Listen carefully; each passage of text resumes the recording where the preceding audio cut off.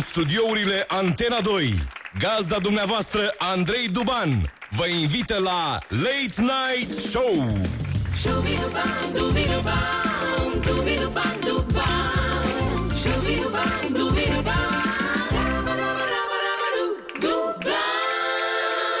Late Night Show.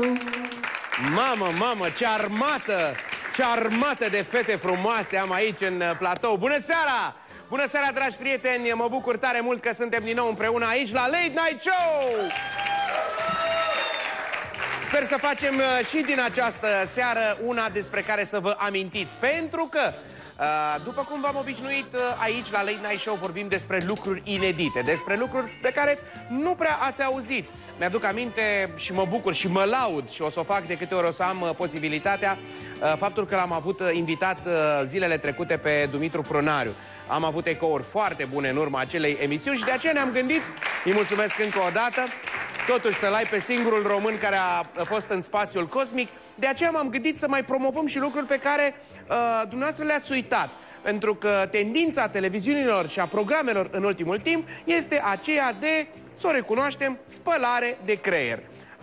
Dacă au reușit cu foarte mulți dintre dumneavoastră, mai aveți o șansă. Trebuie doar să butonați pe Antena 2 și dacă se poate, bine, la orice oră. Programele Antenei 2 sunt mai deosebite, ca să spun așa, pentru că ele nu conțin bârfe prea multe, nu conțin politică. În orice caz, la Late Night Show nu puteți decât să vă relaxați și să vorbim despre lucruri inedite. Cum ar fi, ce ați zice dacă v-aș spune că unul din sporturile naționale, care era un sport național, poate cu ajutorul nostru, a celor de la Late Night Show, va fi repus în drepturi. Și anume, este vorba despre... Nu vă trece prin cap, nu? Oină! Ei bine, da, vom vorbi despre oină în această seară. Poate mulți dintre dumneavoastră habar nu aveți ce înseamnă sau nici ați auzit ceva de pe la părinți. Părinții poate chiar au jucat, a fost o pasiune în tinerețe. Vom afla dacă putem reuși să readucem oina ca sport național. Pentru că mi se pare puțin nedrept că fotbalul a luat așa o felie mult prea mare și se câștigă mult prea mulți bani, iar performanță, să mă scuzați, ciuciu. Sau... Mă rog, n-am pus degetul nicăieri, că puteam să fac așa. Apropo, pot să fac gestul ăsta ca să printr-un banc. Pe vremea ailaltă, când nu se găsea benzină, zice că semnul către benzinărie era așa: spre benzinărie, adică ciuciu. Despre performanță ciuciu în dreptul fotbalului nu o să vorbim, pentru că în această seară, dragi prieteni, la Late Night Show va veni președintele Federației Române de Oină! Nicu Dobre este la Late Night Show!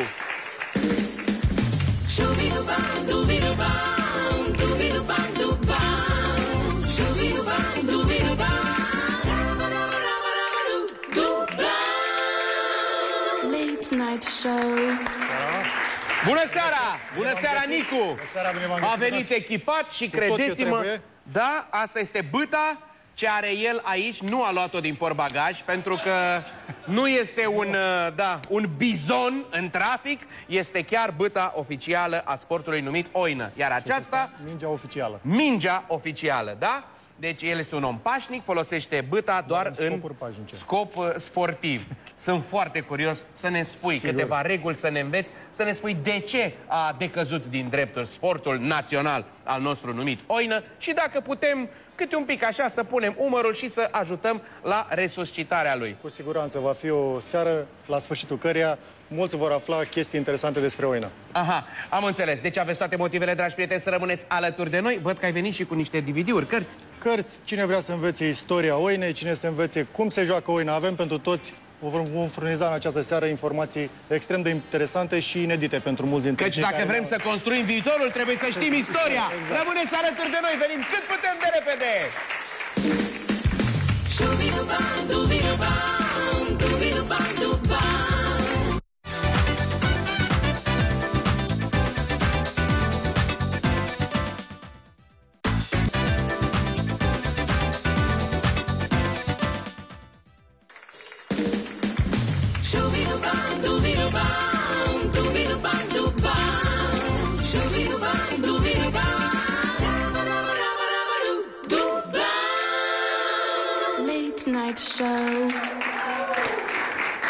Gata, domne, gata, suntem puși pe treabă, ne-am întors alături de noi. Este Nicu Dubre, președintele Federației Române de Oină.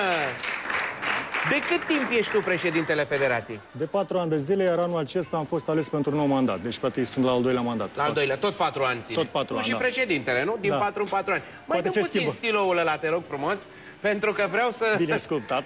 E foarte bine sculptat. De ce... Bine, nu vreau să deviem de la subiect, dar de ce scrie pe el... au fost 16?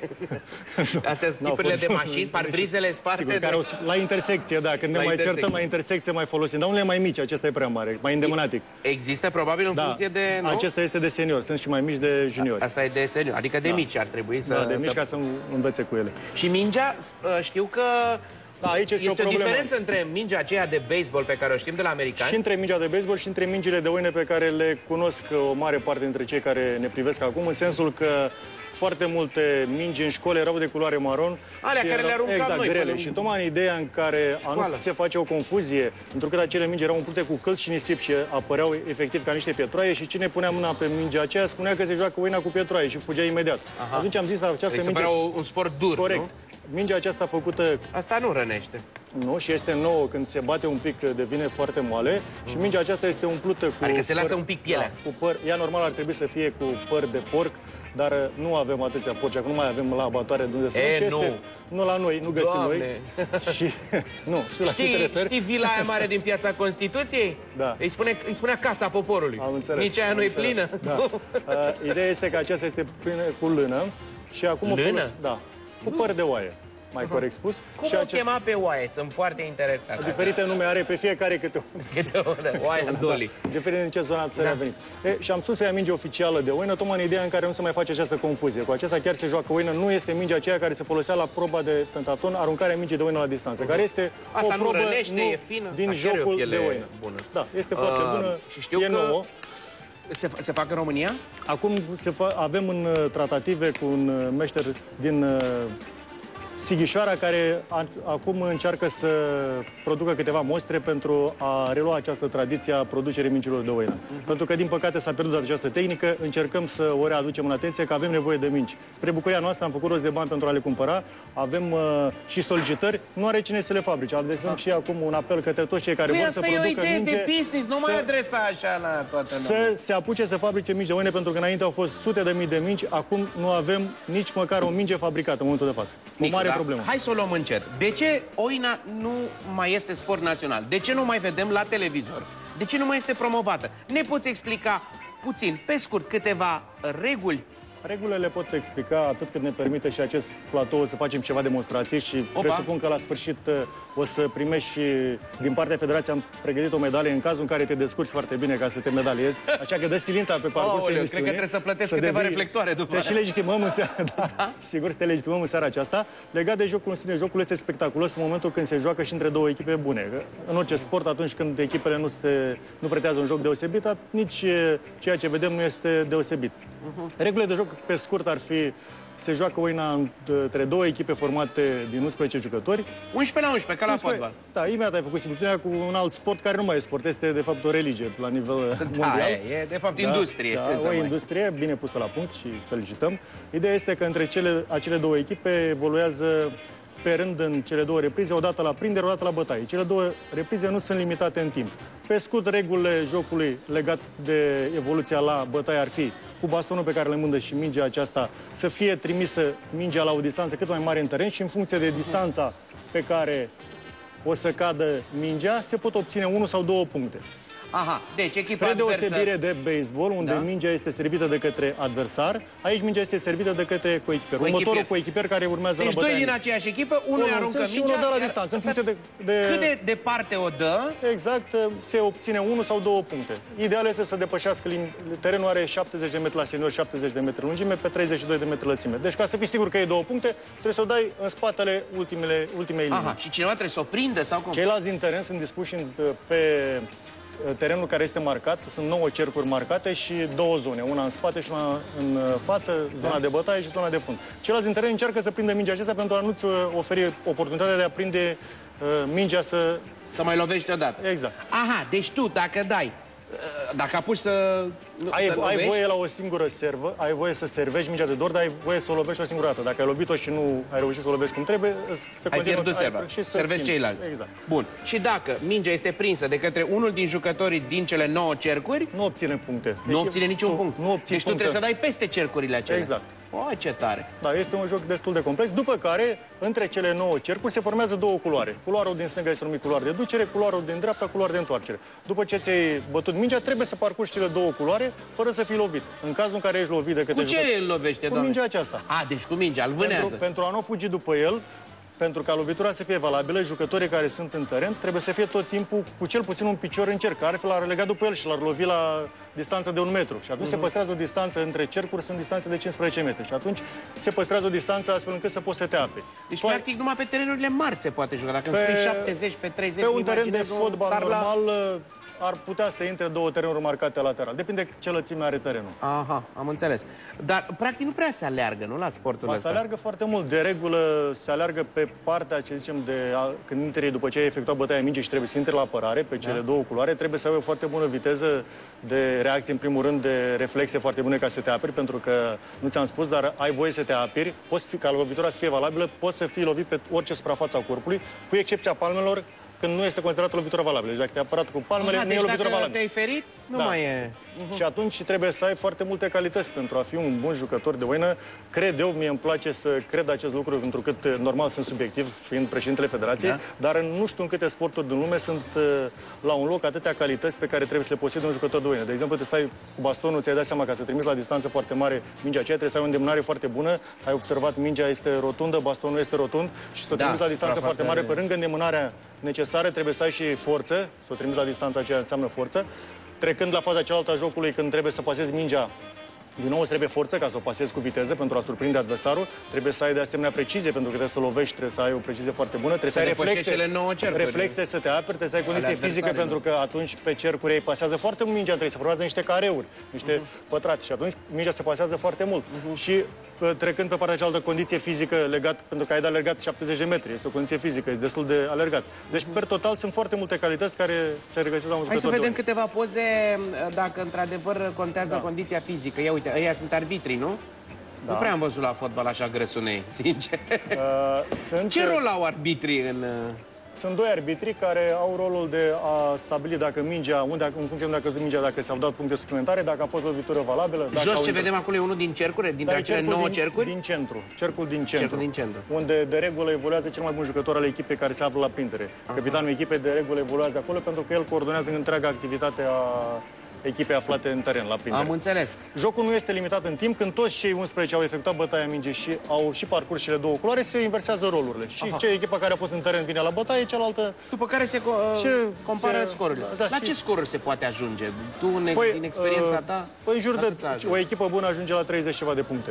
30 de puncte? Da, pentru că maxim... Asta e cam... Cât e maxim? Păi maxim la bătaie poate să facă 22 de puncte. Dacă dau toți 11, dar e foarte greu de realizat. 2 puncte maxim, nu? Maxim care poate să facă un jucător când lovește mingea cu bastonul, da? Foarte greu să facă atâtea puncte. Iar la prindere să lovesc 7, 8, 10 jucători. Uite, avem aici o poză de... Asta ce înseamnă? Tragerea la sus? Exact, asta este un moment prin care... E puțin cam ciudată. Se apucă de la bază. Deci bastonul este aruncat. Hai să facem... Hai să facem, da. Deci, să zicem acum eu îndeplinesc... Vrei să ne țină o fată bastonul? Carmen, te rugăm frumos, dacă poți și îți permite religia. Pe post... Și nu se uită mama la televizor, ajută-ne puțin să ne... Pe post de arbitru. Pe post de arbitru. Dar uite-te puțin ce arbitru avem noi, fără burtică. Să împrumutăm și noi modelul la oină. Da, nicio problemă. Arbitru trebuie să arunce la unul din capitani de echipă. De regulă, capitanul trecut primul pe foaia de joc, bastonul, iar capitanul trebuie să prindă din jumătatea inferioară. Eu așa. Deci tu arunci și eu trebuie să prind de la jumătatea inferioară. Bine că nu mi-a spart. Celălalt pune mâna aici. Pune mâna aici. Și eu tot așa. 4. Așa. Și ea nu mai pune mâna? Nu mai pune. Câștigă cel care are ultimul 4 degete. Care are ultimul, nu? 4 degete. Uite 4 degete, ia uite. Ai văzut imediat șmecherie românul care vrea să... Este întreagă tactică și capitanii de regulă joacă cu mare atenție acest baston, pentru că de regulă echipa evoluează în prima repriză la bătaie, pentru că se obțin mai ușor mingile din bătaie. Urmând ca în a doua repriză să aibă practic meciul în mână fit în teren la prindere. Și atunci o să vezi fel de mână mică, mână mare făcute astfel încât să câștige bastonul. Se concentrează oamenii. Da, e foarte important. Foarte tare. Spune-mi, te rog, ce ar ce ar trebui să fie, nu știu, palpitant, interesant, în așa fel încât televiziunile, eu așa văd traseul, nu? Noi începem să vorbim de Oină. Un post de televiziune ar trebui la un moment dat să transmită un meci din acesta, să-i se facă reclamă, să fie promovat, bine, cum se spune în televiziune, iar pentru prima dată, dacă românii se uită la un meci de Oină, ar trebui să găsească, știi, ceva chestia care aia, se atragă și palpitantă. Care se... Exact, știi? sunt foarte multe momente sau majoritatea momentelor. De exemplu, determinarea cu care se joacă. O să vezi că e foarte mare determinare în ceea ce privește evoluția echipelor, indiferent că sunt la baston. De fapt, și în fotografii se vede expresivitatea în momentul în care lovesc mingea sau când pasează mingea și, de asemenea, intră în momentul când se forțează, pentru că atunci când se intră la apărare, pot să intre doi pe un culoar, deducere, doi pe culoarul de întoarcere și sunt fazele foarte dinamice încât se forțează când pe un culoar, când pe celălalt și foarte mult... Deci aici ar fi momentele spectaculoase. Da, foarte mult dinamic, pentru că jucătorul care este în teren trebuie să ia decizii în fracțiuni de secundă, să aleagă unde joacă, pe culoarul de ducere sau pe culoarul de întoarcere. Pentru ar că putea fi și accidente, nu? Să se ciocnească între ei? Nu au voie pentru că... Sunt culoare separate. Da, nu se lovesc. Ce accidente ar putea fi? Adică accidente... să-i scape bâta lor și să-i spargă dinții cu echipierul? Nu s-a întâmplat niciodată și cred că nu se va întâmpla curând. E posibil să se rupă, dar se întâmplă foarte rar. De exemplu, bastonul pe care l-ați văzut imaginea de la echipa campioană Frontiera Tomis Constanța. Nu vin și eu și trebuie să-i laud, că s-ai mei de polițiști de frontieră de la mine și sunt cea mai bună echipă de în ultimii 10 ani de zile. Dar cum se numește echipa campioană? Frontiera Tomis Constanța. Frontiera Tomis Constanța. Eu am aici echipa Poliției de Frontieră din Constanța. Poliția de Frontieră. Da. Deci cel mai bun la bătaie... Și eu sunt comisar șef de poliție. Comisar șef de Poliție de Frontieră. Da. Și... Practic, acum vreau să... Nu te spui, sigur, mai și glumim, că de-aia e Late Night Show. Uite că văd, ACS Frontiera Tomis. Exact. Perfect. Spune-mi, asta va venit de pe vremea când nu aveați aparatură și undeva la graniță, pe fâșie, trebuia să-i vânați pe cei care vreau să fugă din țară. Asta s-a întâmplat... Și... Da, chiar ai dreptate, pentru că acum 100 de ani când s-a înființat echipa la nivelul Poliției de Frontieră, chiar nu aveam dotarea de acum și e posibil să folosit aceste bastoane. Întemeietorul a fost Spiru Haret? Spiru Haret este cel care a pus bazele Oinei moderne, pentru că până atunci, până în 1899, când a avut loc la București primul campionat național de Oină, Oina se juca dar pe regiuni, în diferite forme. El a fost cel care, dintre toate formele care se jucau, a ales ca această formă să se desfășoare sub forma unui campionat național care a avut loc la București și au fost 18 echipe atunci. Și cam în ce an a fost cel mai în vogă sport? Când a fost denumit sport național Oina? Sport național este denumit încă în continuare pentru că este o hotărâre de guvern care prevede faptul că este sport național, a fost valabilă până în 1999. Acum în Parlament este o lege de modificare a legii educației fizică și sportul în care este nou prevăzut sport național. A avut o dezvoltare din ce văd eu la federație, actele care sunt la federație și când au fost foarte multe competiții. Până în anul 1988-89 au fost foarte multe echipe. Erau mii de echipe pe diferite categorii. Școlari, juniori, cupa sindicatului, în competiții. Au fost competiții. În momentul de față, câte există campionat?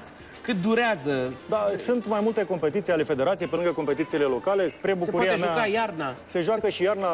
Sunt cel care a introdus Oina în sală. Avem campionat național de Oină în sală, care se desfășoară... Unde găsești tu săli de 70 de metri? Nu de 70 de metri, pentru că am modificat. La 6 se joacă numai în 6 și apare doar un careu și două triunghiuri. Deci, practic, este redus terenul la 40 de metri. Dar se vede că ești foarte pasionat. Cred că e viața ta Oina, nu? Se poate spune acest lucru. Oricum, găsesc niște nume foarte interesante. Apropo de Oină, niște nume alese pentru echipe. Avântul Curcani Călăraș. Avântul Curcani este unul dintre centrele de tradiție și aproape de București, dar unul dintre cele mai importante centre de Oină care au existat, din păcate, de la vânătoarea de curcani. Au zis, au o legătură cu Peneș Curcanu. Cu Peneș Curcanu. Win Gym, Spicu, așa, Juventus, Viață Nouă, Straja, Straja Angels București. Angels, da, care face ambele sporturi, apropo de paralela care o făcea între baseball și Oină, e și campioană națională la baseball. La Oină încă n-a ajuns campioană, dar practică la nivel de junior. Ia uite, Angels, Victoria Surdilă, Dinamic, Biruința, Energia. Ia uite, Pro Volei Arad. Exact, Pro Are și volei este o... Aveți în sponsor un... Cei de acolo, nu noi, pentru volei? Că au și în volei, au și la Universitate, sprijiniți la Universitatea de Vest. Tricolorul, Speranța, Viitorul. Și mai îmi place asta... Nu, Biruința. Stai că am găsit unul drăguț. Cleopatra. Cleopatra, da, înainte îi zicea chiar, era Table, acum s-a schimbat denumirea Cleopatra. Este o echipă foarte bună, să zic, în sensul că are foarte mult grijă de copii. Jucătorii sunt plătiți? Ai văzut că acum este o goană teribilă? Este numai de plăcere. Doar de plăcere. Și mai mult decât atât, să știi, se legitimează? Microbul a intrat atât de mult în sânge încât se învoiesc de la muncă, pierd bani de la serviciu numai ca să vină să joace oină. Unde nu vor spun că asta se întâmplă și te invit la competiții și să discuți cu jucătorii să vezi câtă pasiune pun în jocul acesta. Jocul acesta este un joc făcut în suflet de român. Deci este un joc care a izvorât din trăirile poporului nostru și ulterior când o să-l vezi, o să îți dai seama de ce s-a practicat și fără să aibă o susținere financiară deosebită, ca să nu mai zic aproape deloc, a reușit să transmită sute de ani. De ce americanii fac miliarde? Este o industrie din baseball, iar la noi, nu știu. Americanii își prezintă altfel lucrurile. Noi la Constanța avem o relație foarte bună cu militarii din baza aeriană la Mihail Cogălnicianu. I-am invitat pentru a vedea un meci de oină. De experiență. Invitând comandantul bazei, am invitat automat și pe membrii și au venit vreo 2 autocare pline la finala Cupei României. Spre bucuria mea, au și acceptat invitația de a juca un meci demonstrativ cu câștigătoarea Cupei României, știind că au în componență foarte mulți jucători de baseball, care erau absolvenți ai Academiei de Baseball din Statele Unite. Au jucat foarte frumos. După ce s-a terminat competiția, la distanță de maxim 2-3 zile, mi-au prezentat un filmuleț de prezentare a jocului de oină, care a și rulat pe câteva televiziuni în Statele Unite. O să ți-l dau și ție să vezi cum au făcut ei spectacol și cum au înțeles ei, necunoscători ai jocului, doar din câteva explicații care le-am dat. Din finala voastră de la oină. Noastră și din meciul lor. Vii cu materialul, promis, sigur, da? Să-l dăm și noi la Late Night Show. Și totul a fost pentru că să vedem și noi ce au văzut americanii. Exact, de regulă eu leg aceste meciuri de oină și de un festival sau tradiții de muzică populară. Au prins acest lucru și tot filmul este pe periniță, pe un festival frumos. Deci au îmbinat totul foarte frumos. Cum te-ai gândit tu, după care îți propun o să vezi ce material inedit îți prezint, cum te-ai gândit tu să găsești sprijin pentru a promova, a resuscita acest sport? Din partea cui? Sunt multe probleme. Prima problemă care este legată de a învăța profesorii de sport, pentru că marea noastră problemă este legată de faptul că profesorii nu știu oine. Dacă profesorul nu știu, nu are cine să învețe. Avem un protocol încheiat anul acesta cu Ministerul Educației, Cercetării, Tineretului și Sportului. Am început să învățăm profesorii de sport. Spre bucuria noastră au venit din 36 de județe, deci avem 36 de județe în care se vrea practicarea oinei. N-au venit cele aproape de București, și cursul a avut la București, au venit din Harghita și Covasna și n-au venit din Giurgiu și Ialomița, ca să-ți dau câteva exemple. Ideea este că vreau să învigoresc în școli. Vă sprijină? Ne sprijină resuscitarea sportului național? Atât cât se poate pe criza aceasta financiară, dar cred că autoritățile publice au cel mai important rol. Dacă primăriile se implică, atunci, pentru că toate se învârt și școlile sunt susținute de primării, dacă se vor implica mai mult, sunt convins că vom reuși. Și foarte important este ca să implice un trust important de media. Și vă lansez această invitație în direct și sper că o prindem, să o punem așa cum trebuie. Îți dau cuvântul meu de onoare că voi vorbi cu colegii și cu prietenii noștri de la GSP și cred că, începând de la o mică rubrică, poate lucrurile să evolueze, să obțină exclusivitate și, de ce nu, GSP-ul să fie primul care va avea acolo extraordinară. O felie din sportul național numit oină. Chiar o să iau legătura și cu Gabi Safta și cu domnul Ianițoaia și cu persoanele îndreptățite să iau o decizie acolo. Acum îți propun să schimbăm registrul și să îți fac câteva recomandări culmea. Sărim de la oină la teatru. Căci a noastră colegă, apropo de teatru, mă scuzi, ne face recomandări. Radu Beligan este fost mare jucător de oină. Apropo de teatru. Tu vorbești serios? Da, și membru de onoare al Federației Române de Oină. Membru de onoare. Exact. Păi îți dai seama, având o asemenea emblemă legendă, avem multe embleme. O să descoperi mulți aici, dar discutăm. Foarte mulți. O să-mi spui de ce mi-ai adus aici, și cărți și DVD-uri. Haideți să vedem materialul, după care lansăm concursul pentru invitația de la Iris. Nu v-am uitat.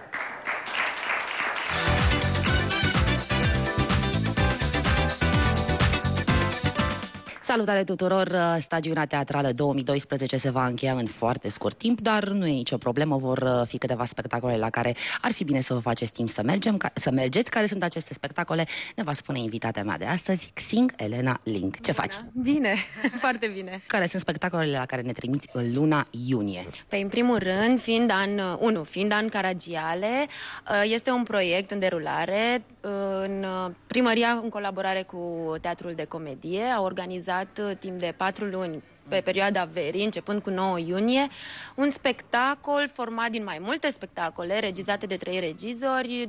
Vorbim despre un colaj, nu? Da, momente și schițe de Caragiale. Următorul spectacol la o cafenea teatru, din centru vechi, la Godot, cu E frică de Virginia Woolf, de Edward Albee.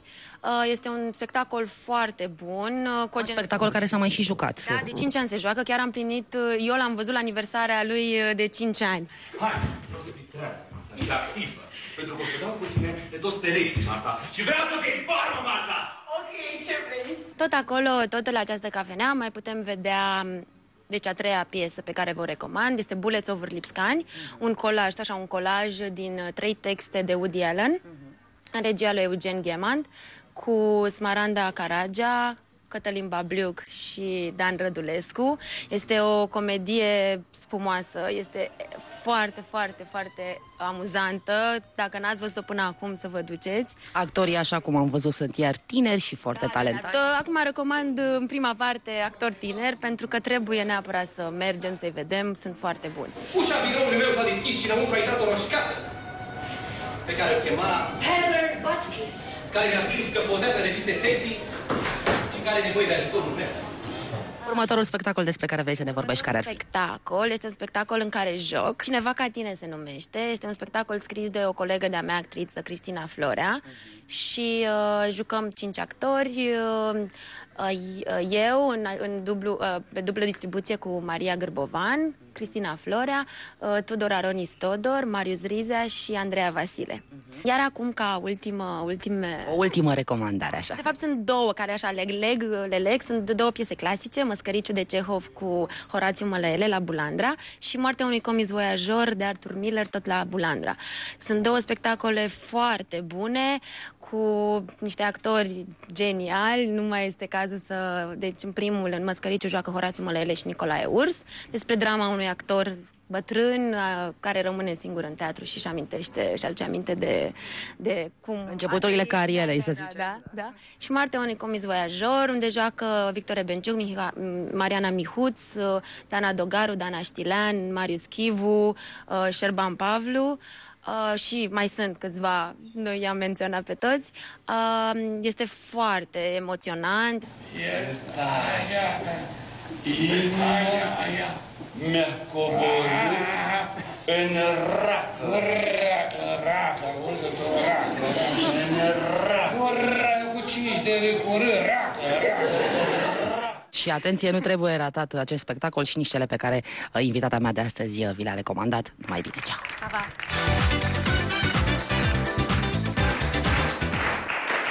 Foarte interesante propunerile. Sunt sigur că acum pe final de stagiune, deși lumea rupe gardurile pe la terase, dar și sălile încă mai sunt pline. Vin de la spectacol, am avut spectacol în această seară, o să mai am pe 16 iunie, ultimul pe această stagiune și mă bucur tare mult de câte ori văd că lumea vine la teatru. Dar să nu uităm, să ne reîntoarcem la primul nostru subiect din această seară, la Oină, și vă propun următorul lucru, un lucru mai puțin inedit. Vă spun de pe acum celor din public, ar trebui să vă feriți, pentru că vom încerca puțin să facem o mică demonstrație despre Oină, timp în care eu vă propun să vorbim puțin despre concursul telefonic. În timp ce dumneavoastră sunați, noi să jucăm Oină. Dar despre ce invitație este vorba, am să o las pe colega mea să ne spună. Oferim o invitație dublă la concertul aniversar Iris de 35 de ani, ce va avea loc pe data de 22 iunie pe Național Arena. Succes! Perfect! Mulțumim frumos, așteptăm să sunați și noi să ne închipuim, apropo de Național Arena, să ne închipuim că suntem acolo. Auzi, noi nu vrei să facem invers, eu să arunc mingea, tu să lovești în așa fel încât tu să plătești reflectoarele? Nu, mulțumesc că și n-avem bani la Oină, dacă mai pot să plătesc. Acolo? Acolo. Aha, am înțeles. Deci înspre tine. Prinzi tu? Uite, colegii mei, toți operatorii sunt cu mâinile pe sus. Adică, ideea este că ei vor să prindă această minge. Nu risc. Nu risc? Nu risc. Risc pe... Bun, dar acum... Este stânga sau dreptaci? Eu dreptaci. Ar trebui să dau spre... tot spre public, nu? Nu, te întorci, că mă întorc eu. Așa? Bun. Deci stai puțin, hai să fim... Tehnica e următoarea. Tehnica următoare. Eu trebuie să o lovesc încet sau tare? Eu o servesc, deci sunt diferite tehnici de servit. Eu o servesc... Stai puțin, deja am ticuri, fii atent, deja am ticuri. Trebuie să ții... Da, foarte... Așa fac toți. Ca să văd dacă e vecina jos. Alo, tanti! Așa. Eu o să te servesc la înălțimea unde consider tu, dar bastonul prins de aici, deci îl prins. Da. Deci tu, fiind dreptaș sau stânga, ai zis că ești dreptaci. Dreptaci. De partea aceasta, da? Așa se ține. Și îmi spui la ce înălțime îți convine ca să-ți servezi mingea pentru a o lovi cât mai bine. Eu aș vrea să o lovesc cât mai încet, sincer, ca să deci mai... trecem partea asta, dacă deci ești aici, bun, perfect. Ok. Deci așa, da? Bun. Țineți-mi pumnii, dragi colegi, să știți că nu este cu intenție, este cu dreapta. Nu e cu intenție. În mod normal, la oine trebuie să ia înălțime, dar tu e bine dacă... Hai că avem un băiat pe fir. Lovi mingea. Daniel, dacă eu lovesc mingea, invitația este a ta, da? Hai, gata? Bravo! Excelent! Și pentru că ai lovit...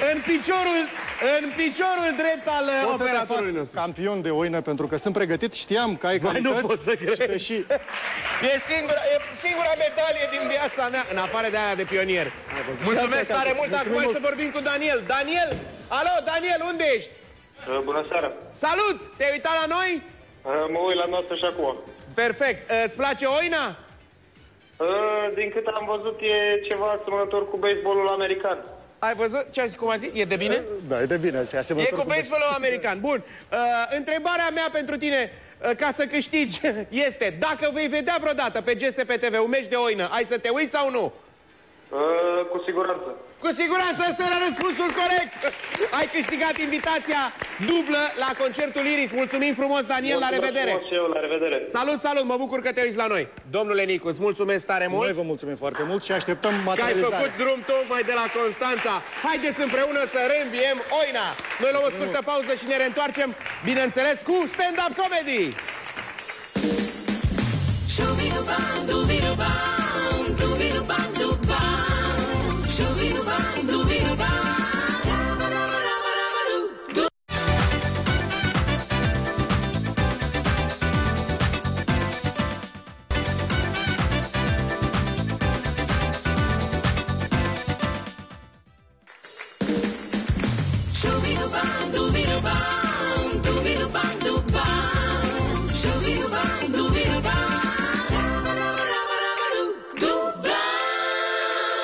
Late Night Show.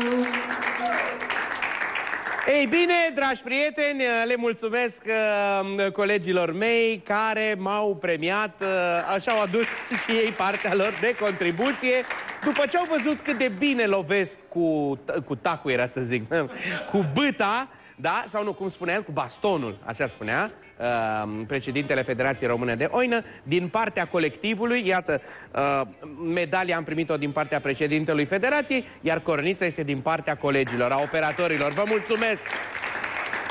Cred că, dacă este să mă întrebați pe mine, părerea mea sinceră este că restul colegilor aveau boală pe operatorul de la mobilă și de bucurie că l-am lovit în picior cu minge, au zis: stai să te premiem.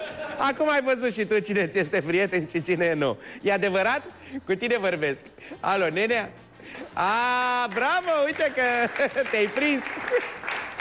Așadar, această coroniță este din partea colegilor. Le mulțumesc tare mult și cu siguranță veți mai auzi de sportul național oină promovat aici la Late Night Show.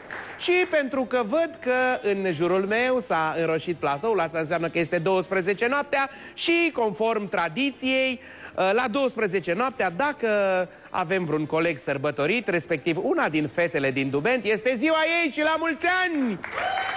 Oh, nu pot să cred!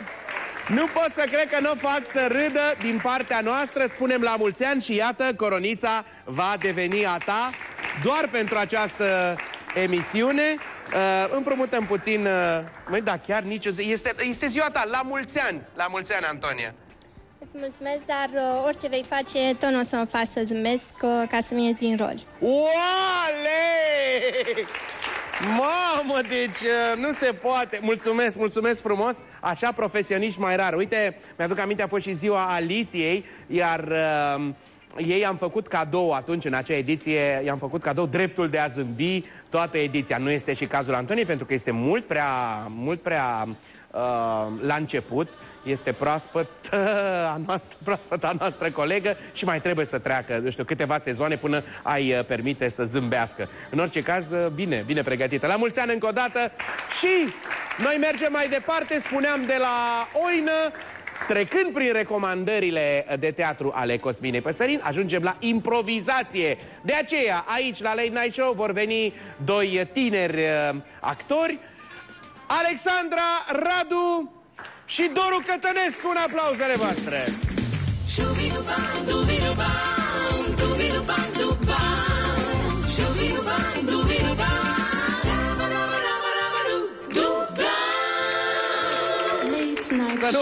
Să nu crezi că de aici doar pe fetele pup. La mulți ani. La mulți ani. Da, Peste 16 zile și ziua mea. Peste 16 zile este și ziua ta. Înseamnă că trebuie și ție să-ți facem rost de o coroniță.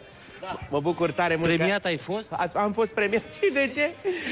Eu, de-a lungul școlii generale, liceu, alea, n-am avut parte de coroniță. Și de aceea, pentru câteva minute, m-a apucat nostalgia. Nici nu știu cum să... Dar bine că am scăpat de ea, am dat-o repede, ca să nu... Adică ai predat ștafeta. Știi cum e, ce n-ai în copilărie, toată... Când o ai, când ai mare, la ce-ți mai folosește. Mă bucur mult că ați venit. Voi faceți parte dintr-o trupă de improvizație. Care se numește? Improvizatorii. Improvizatorii. Măi, acum, trebuie să recunosc că este un curent. Este un val de trupe, de tineri actori și nu poate decât să mă bucure. Vai, mulțumesc de tineri actori, mulțumim. Da, era pentru tine asta. Tineri actori. De ce? Dar ce, bateți 60-ul? Sau El. Tu 60? Dar te ții bine. Da, mă țin. Iar ea îți face niște complimente. Da, am învățat-o. Așa, apropo, peste 16 zile câți ani împlinești? Puțin, 36.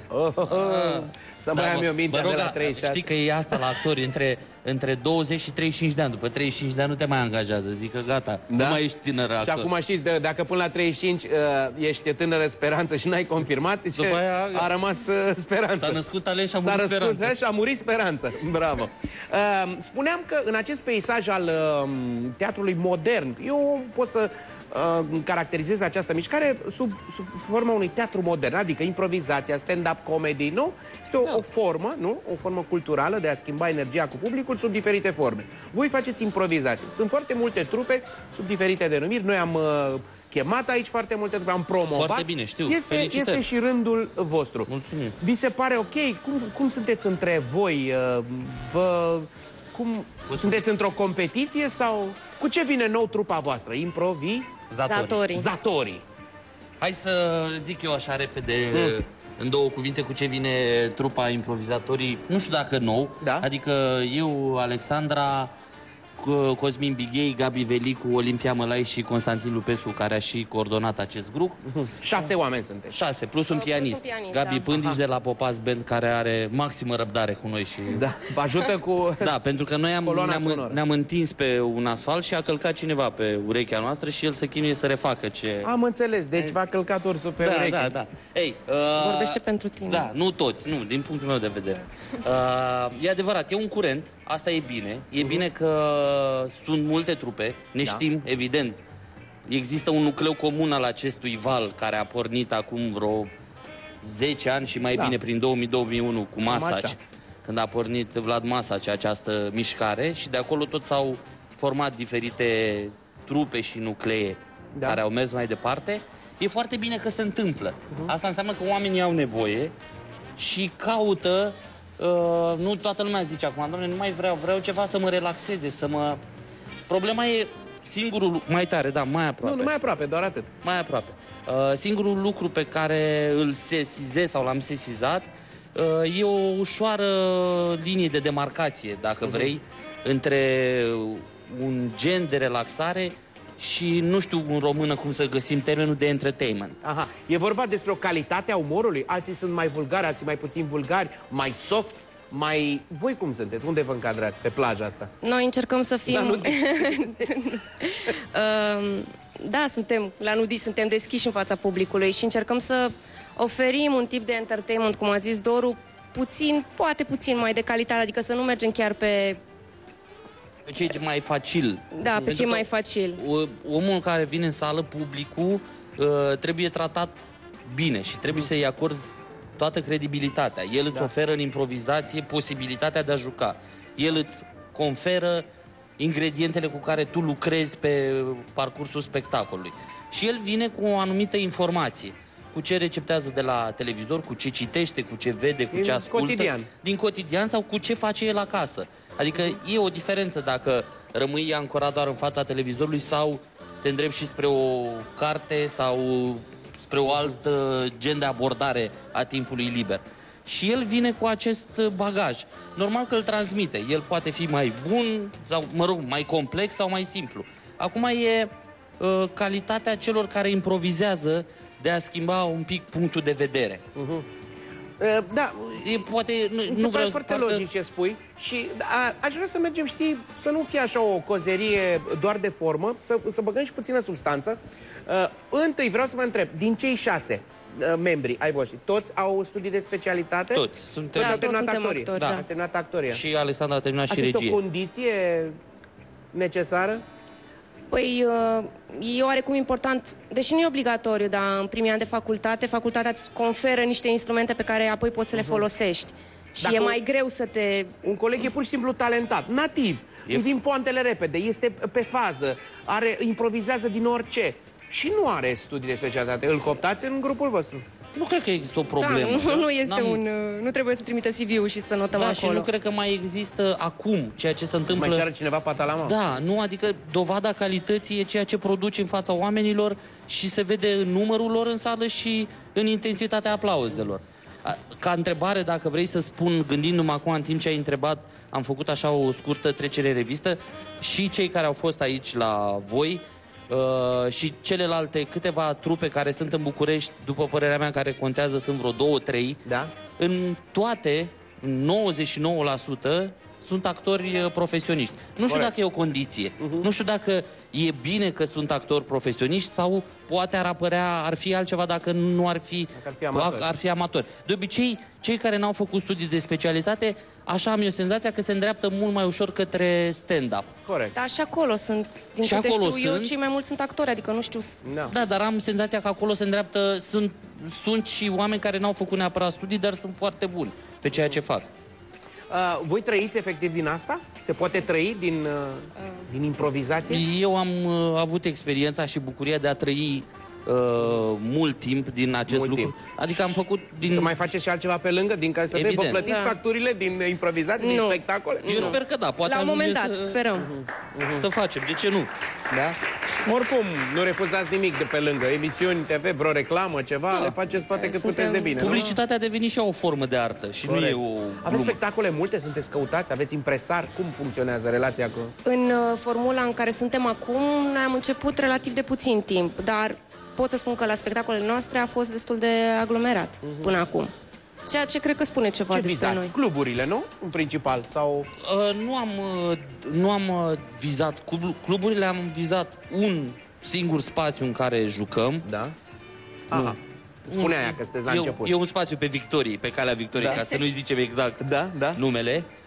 E un loc în care jucăm și evident acolo vrem să ne ancorăm și dacă lucrurile funcționează, pentru că cei de acolo din conducere, manageriatul, managementul clubului a fost Cum vă deschis. Promovați? Cu sistemele astea moderne, cu Facebook, cu site-uri? Facebook-ul este la mare... Hai să îndemnăm pe oameni să intre și poate așa să vină într-un număr mai mare la voi să vă vadă. Și să ne dea like la pagină. Așa. Facebook/improvizatorii like. Am înțeles. Acolo află programul. Și datele spectacolelor noastre, da.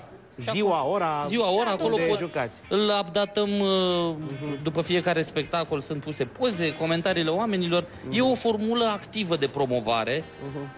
Poate deveni foarte eficientă, sunt mulți care se promovează așa. Evident, de-a lungul timpului am realizat că și site-ul trage și el mult din publicul din sală. O să ajungem și la pasul ăla, dar am zis să stabilizăm lucrurile așa și să ne creăm o linie. De fiecare dată lucrați cu, cum se spune, cu materialul clientului, adică vă pliați numai și numai pe public sau aveți câteva rețete, câteva mecanisme ale voastre și dacă vedeți că nu merge schema aia, bilă, publicul nu ți-a dat o temă ofertantă, tu te duci la cutia acum, știi, și mergi pe formula ta. Nu prea merge, publicul te taxează dacă nu-i dai ce așteaptă de la tine.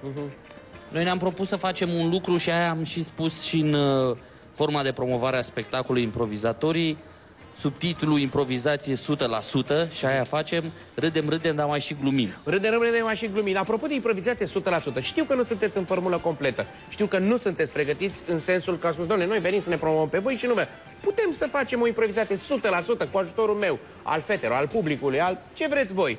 Preț de, nu știu, un minut, 2 minute. Vreau un eșantion Un eșantion de... Te-am pus în... Da, asta e... Mă rog... De ce-ți spun?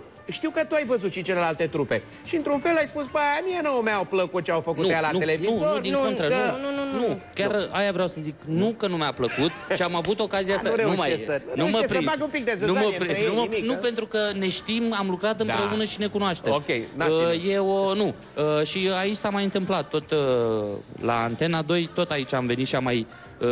prestat formula de spectacol, da. Și am ajuns la concluzia că formula unui demo, unui trailer întreg, este cu totul altceva. Da. Adică știi foarte bine că atunci când te uiți dintr-un spectacol de-al tău și vezi la o știre 30 de secunde extras, nu înțelegi nimic, lumea zice, bun, și care a fost ideea? Că a zis Andrei asta și ei au făcut asta, devine ciudat. Dar uite că că minimalizezi într-un fel. Într-un fel. Uite, mie îmi vine un exemplu acum, că mi-ai zis și m-am gândit, mi-a trecut prin cap acest exemplu. De cum se poate aborda și ce înseamnă publicul, nu? Publicul vine exact cum am zis, cu bagajul lui. Da. Și noi cerem un titlu de poveste cu care să facem acea poveste. Și, nu știu, vine din sală... Ăstea vin. Hârtie igienică. Da. Oamenii vor să vă încurce, vor să vadă cât de pregătit. Te pun eu în dificultate, băi, șmechere. Și marea calitate a unui actor în spectacole de improvizație, cred eu, după cât am înțeles eu din treaba asta, e să poată să te facă să înțelegi că există și un alt punct de vedere a ceea ce vrei tu să auzi. Și o poveste poate să înceapă hârtie igienică, toată lumea se va gândi într-o direcție, e clară. Absolut. E clară. Dar improvizatorul poate spune... întinse mâna spre raft și când să pună mâna pe ultima bucată, îi zări mâna. Și de acolo începe o poveste de dragoste. O poveste, da, și lumea... L-a cumpărat de hârtie igienică. Da, acolo s-au întâlnit. Cum v-ați întâlnit? Uite, luam ultima hârtie igienică și a întins mâna. Ca să vezi filoxera până unde poate merge. Iar eu, ca să mergem cu totul și cu totul altă zonă, mă gândeam la Marchizul de Sade, care nu mai avea pe ce să scrie, știi, îi confiscase tot. El scria pe aia și nu avea pe scrie. Și chiar a și scris pe hârtie igienică. Da. Normal, asta e exact ce spuneam. Bagajul cu care vine cel e foarte mare. E foarte mare. Normal că e mult mai facil să-i servești publicului ceea ce își dorește el din prima. Dar aia spun că antrenamentele noastre, că ne-am oprit să le mai spunem repetiții, când am făcut facultatea, fac paranteză, eu am terminat la Târgu Mureș și aveam discuții cu colegii de la secția maghiară. Și la noi la vizie scria repetiție de la 10. Da, ei chiar înțeleg. Noi pe ei nu, dar ei ne înțelegeau. La noi scria repetiție de la 10 la 2, iar la ei scria probaiu. De la 10 la 2. Și la un moment dat, bineînțeles, știi și calne foarte bine. Și a zis, bă, se vede diferența dintre noi și voi. De ce? Pentru că voi de 2 luni tot repetați și repetați, iar noi probăm. Adică... Drăguță. Da, și am ținut-o minte. Și să fii totuși cavaler, pentru că se vede că a terminat la Târgu Mureș, frate. Deci a monopolizat de aici, are, nu știu. Mă opresc. Uite, și totul traduc în maghiară, îți dai seama? Tu vorbești serios? De ce n-ai spus că nu te-ai mai chemat? Glumesc, dar nu mi-au plăcut ultimele evenimente din ultimele zile. Nu, habar n-ai. Ce, eu nu știu că ești prieten cu Cibi Barna. Mă întorc la Alexandra și vreau să te întreb, din toate genurile de jocuri de improvizație, care sunt preferatele tale? Acum sunt cele cu muzică. Preferatele mele sunt cele muzicale. Aha, ai început să descoperi frumusețea... Pentru mine ele reprezintă întotdeauna o provocare, pentru că... Poți să-mi dai un exemplu? Eu tot încerc să te provoc. Nu. Păi adică, nu este Gabi aici. În sensul de... ce înseamnă un joc pe temă muzicală? Tu ceri din public sau și te apuci tu să cânti sau cum e? Un exemplu de joc muzical ar fi Cântec în 4, de exemplu.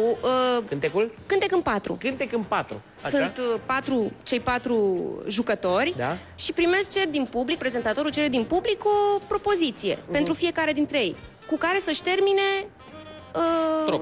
strofa. Aha. Și primul trebuie să facă prima lui strofă, după care trebuie să facă și refrenul. Dar toate cele 4 strofe trebuie să se lege într-o poveste. Să aibă logică. Să aibă logică. Și aici vine și ne ajută foarte tare Gabi, care este omul nostru de bază. Clăparul. Da. Îmi promiteți în acest moment, în fața camerelor, că veniți și facem câteva jocuri cum trebuie. Printre care și jocul ăsta completă. Într-o formulă completă ai formulă completă, jocul ăsta cu cânticelele. Cu cânticele, da, sunt destul de multe. Se pare foarte interesant și vreau să dedicăm câte minute trebuie. Cu mare plăcere, cu mare plăcere. Bun, gata, v-am smuls promisiunea. Nu de alta, dar nu v-am dat așa pe ananat doar ca să vă tentăm. Revenim într-o scurtă, revenim foarte, foarte repede. Vom asculta muzică bună, un interpret pe care nu l-ați văzut de mult, dar îl veți recunoaște cu siguranță, pe Paul Panait. Până atunci, haideți să luăm o scurtă pauză, dar nu plecați!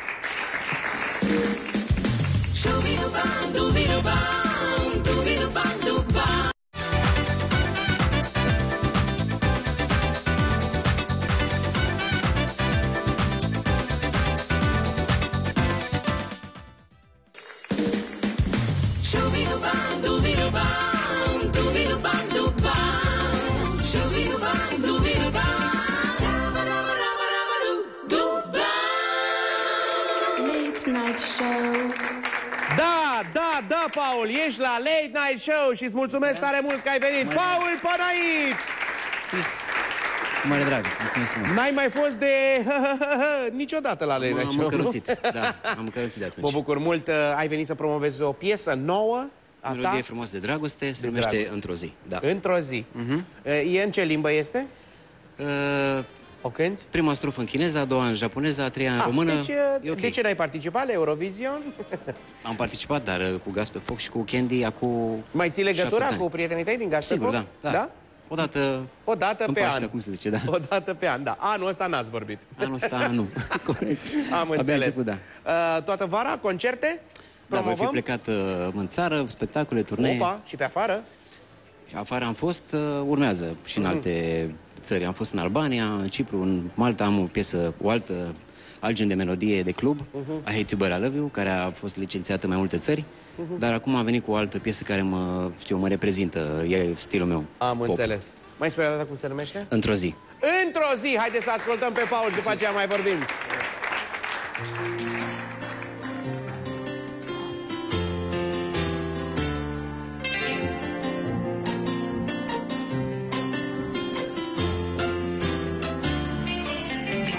Nopțile când tu nu ești, când nu ești lângă mine, trec atât de greu, ești departe de mine.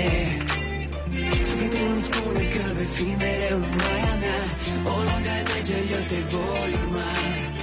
Niciodată, baby, nu te voi lăsa la greu, oriunde fi mereu. Dar știu că poate va veni o zi când lângă mine tu vei fi. Dar știu că îți vei aminti cândva ce frumos era. Dar știu că poate va veni o zi când lângă mine tu vei fi. Dar știu că îți vei aminti cândva ce frumos era. Și sufletul îmi spune acum că tu vei fi doar a mea. Știu că într-o zi vei fi iubita mea. Sufletul îmi spune că vei fi mereu numai a mea, oriunde ai merge eu te voi urma. Niciodată, baby, nu te voi lăsa la greu, oriunde fi mereu. Știu că poate va veni o zi când lângă mine tu vei fi. Dar știu că îți vei aminti cândva ce frumos era. Dar știu că poate va veni o zi când lângă mine tu vei fi. Dar știu că îți vei aminti cândva ce frumos era. De câte ori am încercat și vreau să vii iar înapoi. Sufletul îmi pustii și vreau, te vreau iar înapoi.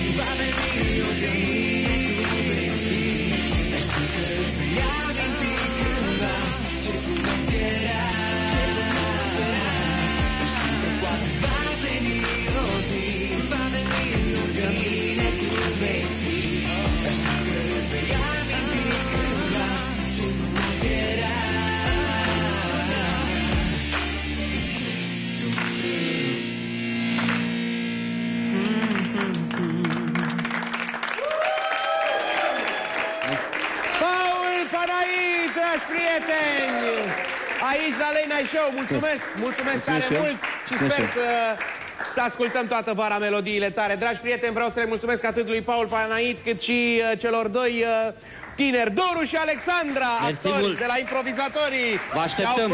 Au promis în fața voastră că vor veni cu colegii și ne vom juca aici, da? Și noi o să mergem la voi, la spectacolele voastre. Cosmina Păsărin va fi acolo și va lua imagini. De asemenea, mulțumesc încă o dată pentru medalia primită de la președintele Nicu Dobre, președintele Federației Române de Oină. Acestea fiind spuse, mă declar satisfăcut pentru acest Late Night Show și vă dau întâlnire mâine, tot la 11:15, aici, pe Antena 2. Să ne distrăm, să uităm de griji. Să vedem ce fată va zâmbi.